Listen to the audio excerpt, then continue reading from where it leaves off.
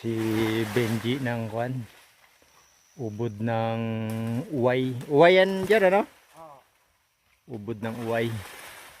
At paborito daw nung kanyang mga kwan, junakis.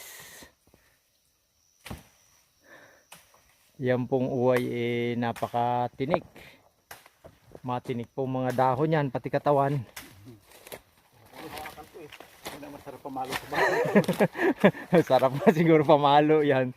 Ayan. Pag dumikit yung, pag kumapit yung isang tinik, lahat kasama. Dikit na lahat. Ayan. Ay, baka naman iba-iba mataga mo dyan. Hindi ka mo.